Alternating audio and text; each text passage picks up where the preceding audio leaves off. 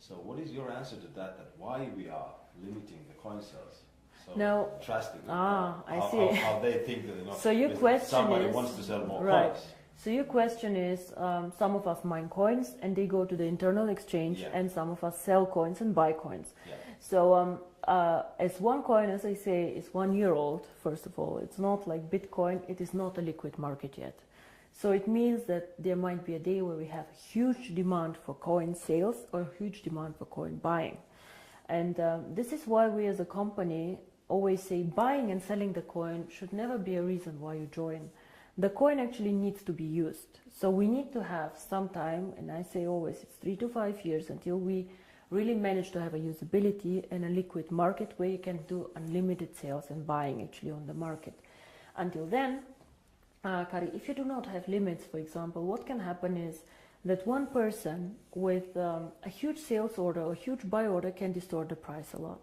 And this is what happens to Bitcoin often. I don't know if you see all this going up, down in a very, very big amount. And this is called volatility, and we do not want to have a very big volatility for our coin. People do not understand how it can be that Bitcoin today is worth $500 and tomorrow only 400 within a day. This is very disturbing, and if you are a merchant who takes Bitcoin, you don't want to have this. Because you want to be sure that if you take a Bitcoin today, it will not be valued 20% or 30% less tomorrow. Of course, you're very happy if it's valued 30% more, but it goes both sides. Absolutely, yeah. So cryptocurrency is one of the riskiest assets actually out there. High volatility, low liquidity on the markets. So for us to achieve a high liquidity, we need to work first on the value creation of the coin, on the liquidity, and it will take time.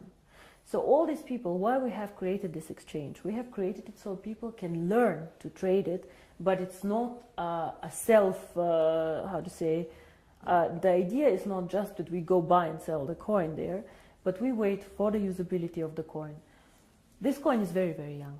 We have so much way to go, but we have created miracles already. So I'm looking very, very positive into the future, but remember, the internal exchange is demand and supply.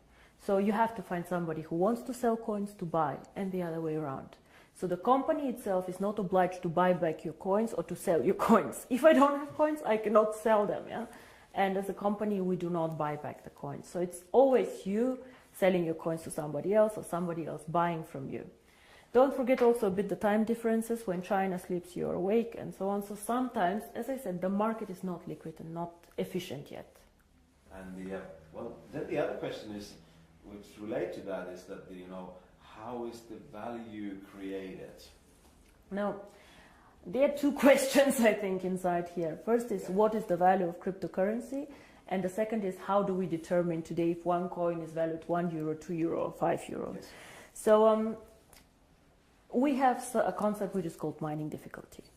And there are calculators out there on the internet for Bitcoin. Everybody can Google them. You just Google Bitcoin mining difficulty calculator and you see how this is calculated. It's a very, very simple thing. You calculate, one is electricity costs for the mining, and the second is computer power. So to mine a coin, you need obviously a computer to do some calculations and electricity to get the computer running.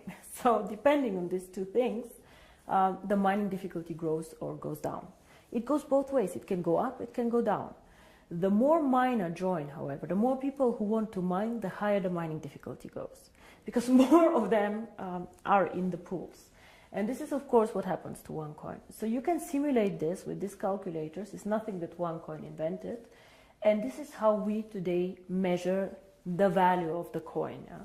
So we say if it costs us €5 to create the coin due to electricity, the servers and the computer power, this is what we think is the appropriate price. Of course, it fluctuates up and down based on demand and supply, but always in a corridor actually that we have set. So this is how we determine the price today. And the second question that you had actually is, but one day we go to the open market, so how do we know what is the value of this cryptocurrency? Why is Bitcoin worth $400 and not 1,000 or whatever? And here, in my opinion, there are two things how we determine the value of cryptocurrency.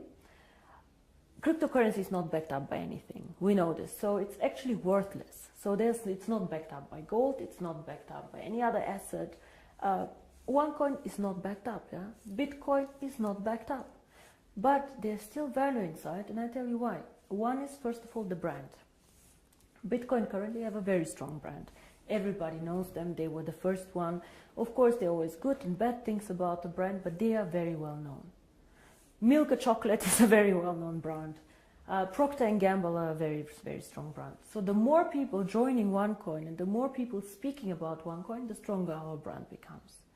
And this, I think, is something that makes us really a family, because if you go in the network marketing approach and go and sell shampoo, it does not make you stronger if somebody on a sideline sells shampoo. Only your downline makes you happy. But here, if another team makes OneCoin popular out there, this makes also your coin stronger and your team stronger. And this is something very, very special about OneCoin, I think. And so the brand. And we have currently about 2 million paid members. In the database, we have over 10 million people who know about OneCoin. So we for sure have more users than Bitcoin, for sure. We are different, we are in a different system, but there are 2 million people who tomorrow could start using the coin if we want to. And this is great. So this is one part of the value, but most people use Bitcoin currently as value storage, like gold. I put it in the safe and I keep it there, which is okay, but a bit of a dangerous concept. Everything that goes up can also go down, and you're not special. You know, and if you're not special, why use OneCoin? Why not use 2Coin, 3Coin, dark coin, who knows? So we are probably one of, or probably the only company who focuses so much on usability of cryptocurrency. Why cryptocurrency? How can it change the world? And our two slogans are the future of payments or join the financial revolution. We believe that actually cryptocurrency can be a vehicle for money transfers. So for example, as you do Western Union transfers, you can use cryptocurrency to do a transfer. Fast, borderless payments. And there's a huge demand for this. 2 billion of people have no bank account. 2 billion. Of course, we cannot capture all of them. But again, if we capture only 10 million or 100 million people, it's a network. It grows so fast. We see what happened, you know. December 2014, I was sitting at my desk and I had a bet with Per Carlson, who is not here anymore, if we will manage to have 10,000 people. And we did a huge celebration with 10,000 people. Today we have 2 million after 12 months. It is incredible, and this is the network effect. The more people know about OneCoin, the more they will come and the stronger the brand